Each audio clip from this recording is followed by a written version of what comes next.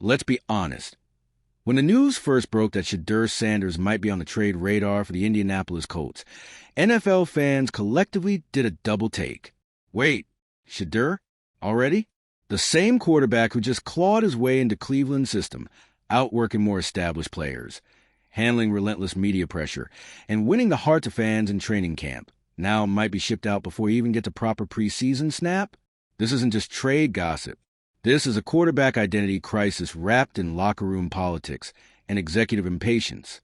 And at the center of it all, a rookie QB who refuses to break under pressure.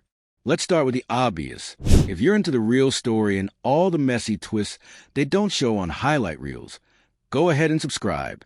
And if you're sticking around to see how this Browns QB chaos plays out, you should definitely be subscribed. Shedeur Sanders has every reason to be frustrated, but you wouldn't know it by watching him. No tantrums, no vague social media posts, no subtweets about coaching staff politics. Just helmet on, head down, working like a walk-on trying to make the 53-man roster. That's what makes this so interesting. Because while the betting markets might place his odds of starting at a humble 14%, anyone watching the tape, really watching, knows that Shedeur has something the others don't. And we're not just talking about footwork or timing routes. We're talking about vision, presence, control, the ability to walk into a chaotic quarterback room full of big names and media noise and still command respect. But here's the Browns' problem in one word: logjam. This is a quarterback room.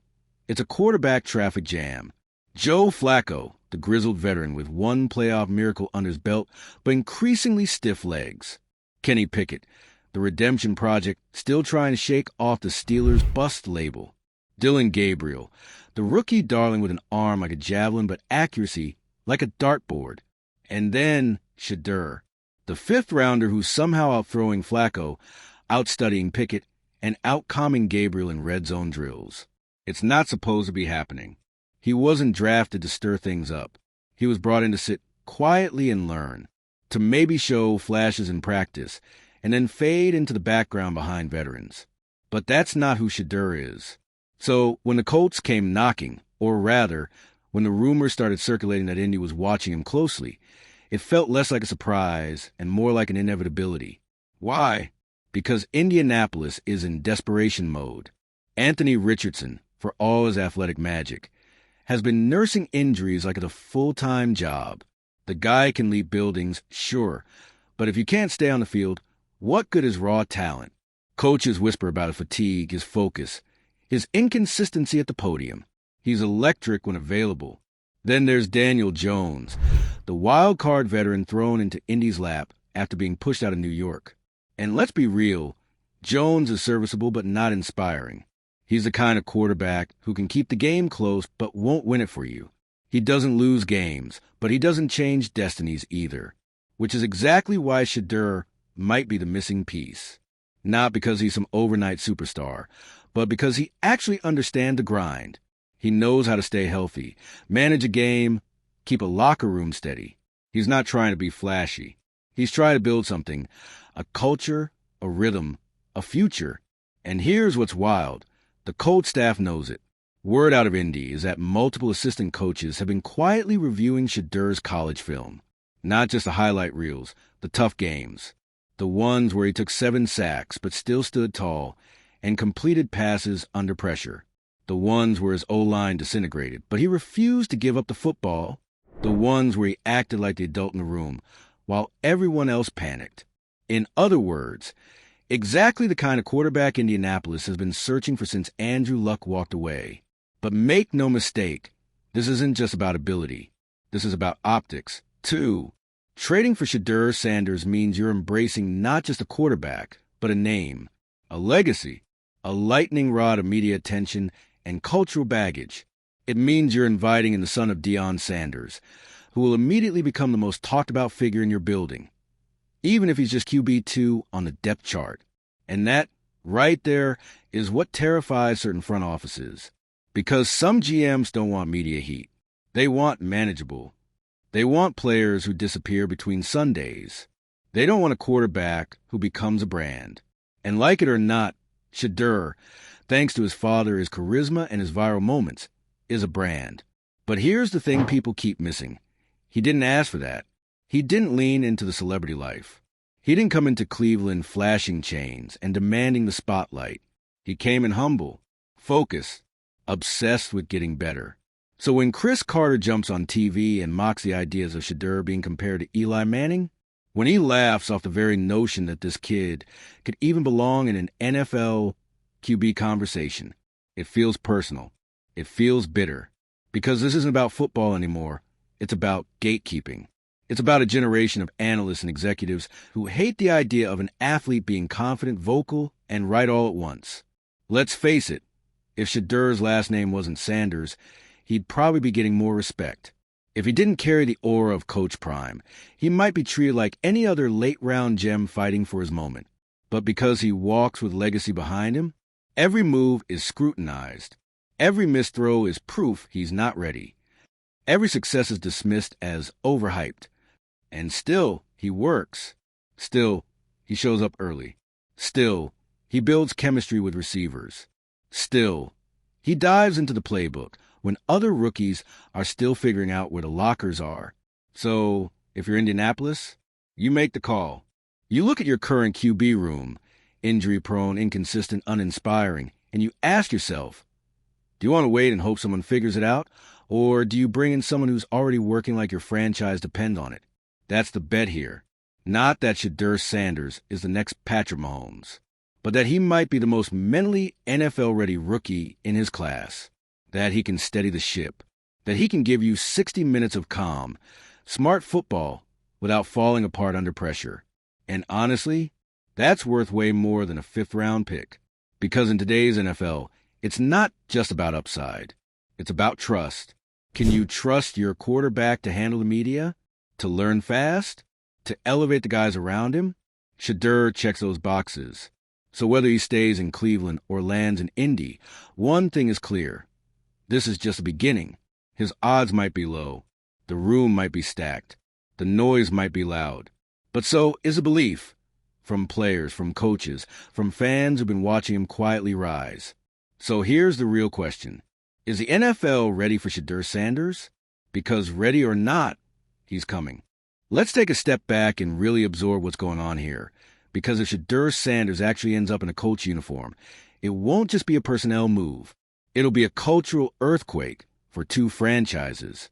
For the Browns, it would be the clearest sign yet that the organization is clinging to old ideas, that they're willing to double down on familiarity, on Joe Flacco's playoff pedigree, on Kenny Pickett's second-chance storyline, on Dylan Gabriel's toolsy potential, while discarding the one guy who might actually change the team's future.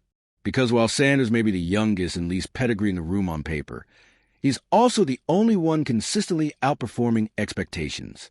Trading him would be Cleveland blinking first.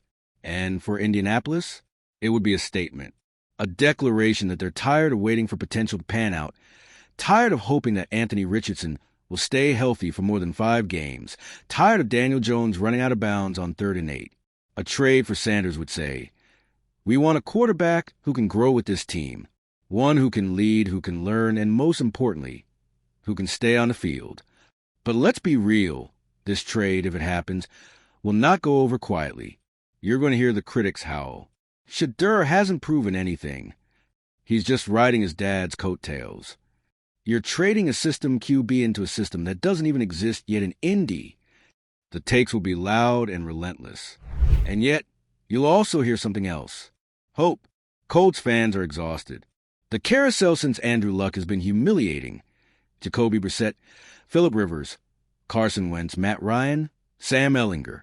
And now, a QB room led by a quarterback who's built like Superman but can't stay healthy, and another who looks lost half the time. Shedeur represents a clean slate. He's not a savior. Not yet. But he's a guy who actually wants the pressure, who trains like a lunatic in the offseason, who's already shown he can absorb a new playbook in less time than it takes some rookies to memorize their locker number. A guy who, every time he's underestimated, comes back sharper. If you're a Colts fan, don't you want someone with that fire? And don't forget, Sanders isn't just grinding. He's evolving. This isn't the same Shedeur we saw at Colorado. That guy was talented. Sure. But this one? He's bulked up. He's cleaned up his footwork. He's more decisive. He's starting to command the huddle in a way that veterans respect. Remember, this is a kid who was sacked more than any other quarterback in the NCAA last season, and yet he never cracked, never blamed teammates, never pulled a Jay Cutler, and shrugged his way to the bench. He stood in the pocket. He made the throws. He took the hits. So when people question whether he has what it takes to lead an NFL team, it says more about them than it does about him. Let's also talk media hypocrisy, because it's been crawling all over this story. Chris Carter was just the loudest mouth in the room, but he's far from alone. He's no Eli Manning argument? Please, Shedeur's not trying to be Eli. He's not asking for comparisons. But notice how any comparison, especially a positive one, sends certain media heads into a spiral. You know what it is? It's not football analysis. It's control panic. Because Shedeur doesn't play the media game the way they want. He doesn't beg for their approval. He doesn't pretend to be grateful for scraps. And the fact that he walks with quiet confidence, that he knows he belongs, even if they don't like it, makes them nervous. He doesn't fit into the neat little boxes they built for late-round QBs. He's not just a developmental guy. He's not just a coach's son. He's not a feel-good story. He's a competitor. And they don't know how to spin that without projecting their own discomfort onto it. Meanwhile, Shedeur keeps doing what he does best, showing up. He's not out here chasing headlines. He's not arguing with fans or clapping back at doubters. He's just running drills, studying tape, and executing when it counts. And here's what's really wild. If this trade happens, it could redefine two careers and two franchises. Let's say Shedeur goes to Indy. He walks into a system still in flux, a team trying to rebuild its identity. If he wins that locker room, and let's be honest, with his leadership skills and mental poise, he might do that in a week. He becomes a bridge the Colts have been looking for. Not a patch, not a project, a real long-term answer. And if he balls out, if he shows that same resilience and timing and leadership he's already displayed in Cleveland camp, the Browns are going to have to answer some tough questions. Like, why did they prioritize a 39-year-old Joe Flacco over a 21-year-old who actually gives them hope? Why did they waste valuable developmental reps on Kenny Pickett, who's already had 2 seasons to prove what he is? And why did they choose to keep Dylan Gabriel, a guy whose arm strength is still a question mark and who struggles with reads, over a quarterback who was flat-out dominating in camp? You want to talk about regret? That's going to be the Browns if Shedeur finds his rhythm in Indy and suddenly becomes a story of the AFC South. Meanwhile, the Colts, they'll be heralded as a team that saw what others missed. That took a chance on character and consistency over flash and reputation. That finally stopped swinging for fences and started building with bricks instead of smoke. It would be a full-circle moment, from overlooked to indispensable. And don't forget the ripple effects. If Shedeur breaks out, the narrative shifts for every quarterback prospect coming out of a non-traditional path. It opens a door for players who aren't top 5 picks to get fair evaluations. It makes it harder for the media to dismiss kids based on family name or perceived attitude. It forces teams to rethink how they develop and promote quarterbacks. Because what Shedeur is showing us, what he's been showing since day one, is that grit doesn't need permission. He doesn't need the NFL to hand him anything. He's willing to go earn it. Rep by rep, snap by snap, city by city if he has to. And if Indianapolis is the place where he finally gets that shot, don't be surprised when he runs with it and never looks back. At this point, if you're still doubting that Shedeur Sanders has something real to offer, you're not paying attention. You're clinging to a narrative that's already unraveling. Because this isn't just about what Shedeur's done in practice. It's not just about training clips or viral workout montages. This is about momentum. And momentum is dangerous when it's attached to a player who already knows how to handle the spotlight. Shedeur isn't a kid who needs a hype machine to validate him. He already knows who he is. And that kind of confidence, that kind of unshakable self-awareness, that doesn't get taught in QB rooms. It gets forged through adversity, expectation, and the pressure of constantly having something to prove. And now the Colts are staring at the chance to capitalize on that. Let's get into what it would mean inside the building. Picture this. Colts training camp. Anthony Richardson's still nursing that ankle. Daniel Jones is taking most of first-team reps, and suddenly Shedeur walks in, fresh out of Cleveland. Low expectations, sure, but buzz? Off the charts. Reporters start swarming. Receivers perk up. Practice intensity jumps a level. He hasn't even taken a snap, and already the energy in the quarterback room shifts. Why? Because quarterbacks like Shedeur bring gravity. The kind of presence that makes coaches double take when reviewing tape. The kind of precision and command and walk thrust that teammates rally behind. It doesn't matter what round he was drafted in. When a guy walks into the building like he's meant to lead it, you feel it. And make no mistake, this Colts locker room is ripe for disruption. They've been through quarterback drama for years now. Every time a new name goes up on the depth chart, there's that same collective eye roll from the fan base. Here we go again. But Shedeur, he doesn't feel like another stopgap. He feels like something new. More importantly, he represents choice. The Colts could finally choose to bet on someone who doesn't just flash on paper, but actually cares about the process. Someone who wakes up every morning already 2 hours deep into film review. Someone who views every OTA rep as a job interview. Someone who doesn't play the media game, but still somehow wins it. Let's not underestimate how much of an identity shift of this could be for Indianapolis, because this is a team that's been defined by loss lately. The loss of Andrew Luck, the loss of consistency, the loss of fan faith. But bringing in Shedeur sends a message that they're done scrambling. They're building again, not chasing headlines, not overpaying for broken-down vets. Just building a quarterback the way you build a dynasty, piece by piece. And here's where the Browns' mistake becomes even louder. They're watching a guy they drafted flourish under their nose, and instead of feeding that fire, they're smothering it with QB depth charts and recycled veterans. Joe Flacco? A playoff run isn't going to undo a decade of inconsistency. Kenny Pickett? The Steelers didn't just let him walk. They ran him out. And Dillon Gabriel? His biggest highlight reel still looks like a spring game. But Shedeur? He was the one everyone said shouldn't be there. The one people mocked for being too confident or too polished. The one who was supposed to sit quietly, wait his turn, maybe make it onto a practice squad. And now he's the one everyone's talking about. You can't ignore that. You also can't ignore what this means for Coach Prime, because whether he wants to or not, Deion Sanders' name is always going to follow his son. That's the price of greatness. It leaves a long shadow. But what's happening now? It's Shedeur stepping out of that shadow and making people squint in the sunlight. It's not about Coach Prime's kid anymore. It's about Shedeur Sanders, quarterback, leader, competitor. And that's exactly the way it should be.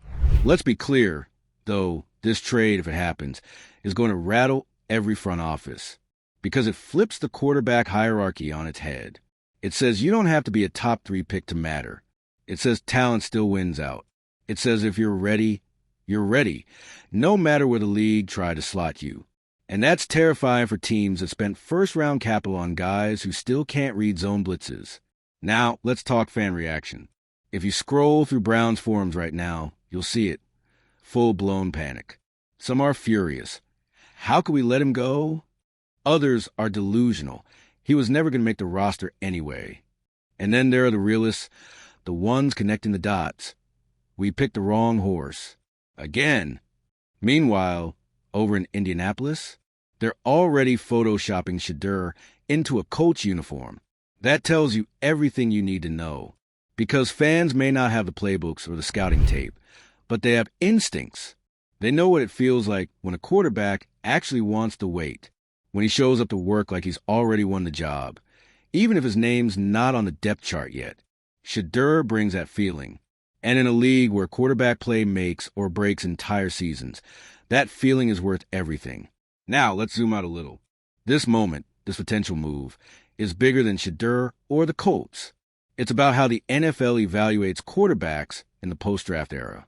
Because what Shedeur is showing is that development doesn't just happen in facilities or meetings. It happens in your mentality, your approach, your standards. He's a prototype for the new NFL quarterback, not just physically, but philosophically.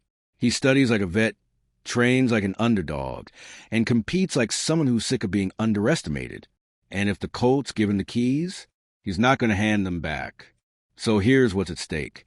For the Browns, it's their reputation, their ability to identify and develop raw talent.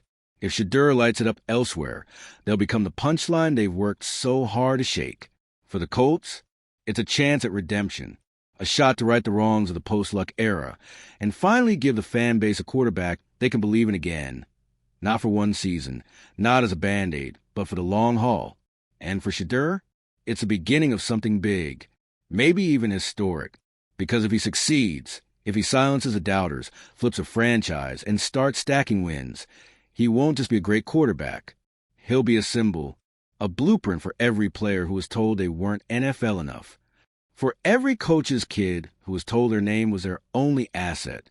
For every late-round pick who was told to shut up, sit down, and wait their turn. He's not waiting anymore. So, Colts Nation, pay attention.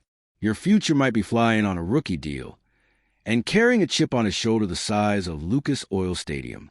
And Browns fans, get ready for some uncomfortable Sundays. Because if that deal goes through and Shedeur starts slinging touchdowns in a different uniform, you're not just going to be haunted by what could have been. You're going to be haunted by what you already had. And walk away.